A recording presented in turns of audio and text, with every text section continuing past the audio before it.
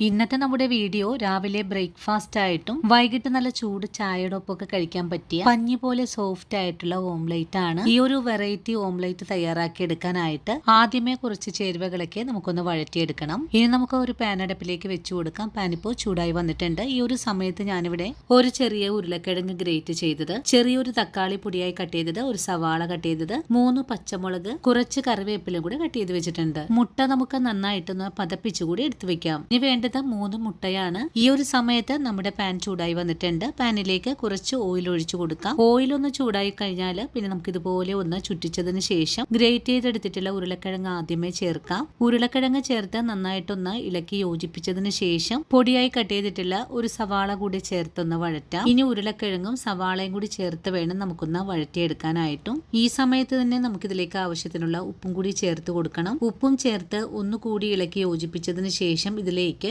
തക്കാളിയും പച്ചമുളക് കട്ട് ചെയ്തത് കൂടി ചേർത്ത് ഒന്നുകൂടെ വഴറ്റിയെടുക്കാം. ഈ സമയത്ത് വഴറ്റുന്ന ചേരുവകളൊക്കെ ഒന്ന് വാടി വന്നിട്ടുണ്ട്. ഇനി ഇതിലേക്ക് കുറച്ച് മഞ്ഞൾപ്പൊടി ചേർക്കണം. മഞ്ഞൾപ്പൊടി ചേർത്ത് അതിന്റെ ആ ഒരു പച്ച മണമൊക്കെ ഒന്ന് മാറ്റിയെടുക്കാം. കൂടെ തന്നെ 1/4 ടീസ്പൂൺ അളവിലെ കുരുമുളക് പൊടി കൂടെ ചേർക്കാം. കുരുമുളക് പൊടിയുടെ കൂടെ തന്നെ 1/4 ടീസ്പൂൺ അളവിലെ കാശ്മീരി മുളക് പൊടിയും 1 ടീസ്പൂൺ അളവിൽ തന്നെ ചിക്കൻ മസാല പൊടിയും കൂടി ചേർത്ത് നല്ല പോലെ തന്നെ ഇളക്കി ഒന്ന് വഴറ്റിയെടുക്കാം. പൊടികളൊക്കെ ഒന്ന് മൂത്ത് മസാല എല്ലാം നല്ലതുപോലെ ഒന്ന് വഴണ്ടു കഴിഞ്ഞാൽ നമ്മുടെ പാനിൽ നല്ലതുപോലെ ഒന്ന് നിരത്തി വെച്ച് കൊടുത്തതിന് ശേഷം ഇതിന്റെ മേലെയായിട്ട് നമ്മൾ നേരത്തെ പതപ്പിച്ച് വെച്ചിട്ടുള്ള മുട്ട ചേർക്കാം. മുട്ട ചേർത്ത് കഴിഞ്ഞാൽ ഈ ഒരു മസാലയെല്ലാം എല്ലാ ഭാഗത്തേക്കും എത്തുന്ന രീതിയിലേക്ക് ഒന്ന് നിരത്തി കൊടുത്തതിന് ശേഷം നമുക്കൊരു 2-3 മിനിറ്റ് നേരത്തേക്ക് ഒന്ന് മൂടി വെച്ച് കൊടുക്കണം. മുകൾ ഭാഗമൊക്കെ ഒന്ന് വെന്ത് കഴിഞ്ഞാൽ പിന്നെ നമുക്കിതൊന്ന് മറിച്ചിട്ട് കൊടുക്കാം. മൂടി വെച്ച് കൊടുക്കുന്ന സമയത്ത് ചെറിയ തീയിൽ വെച്ചിട്ട് വേണം മൂടി വെച്ച് കൊടുക്കാനായിട്ട്. 2 ഭാഗവും ഒരുപോലെ മുരിഞ്ഞു വന്നാൽ പിന്നെ നമുക്ക് ഒരു സെർവിങ് പ്ലേറ്റിലേക്ക് കൂടെ മാറ്റാം. അങ്ങനെ രാവിലെ ബ്രേക്ക്ഫാസ്റ്റിനും വൈകിട്ട് ചായക്കൊക്കെ പറ്റിയിട്ടുള്ള നല്ലൊരു ഓംലേറ്റ് ഇവിടെ റെഡിയാണ്. വീഡിയോ കാണുമ്പോൾ ഇഷ്ടപ്പെടുവാണെങ്കിൽ ചേച്ചി ഒന്ന് സപ്പോർട്ട് ചെയ്യാൻ മറക്കല്ലേ.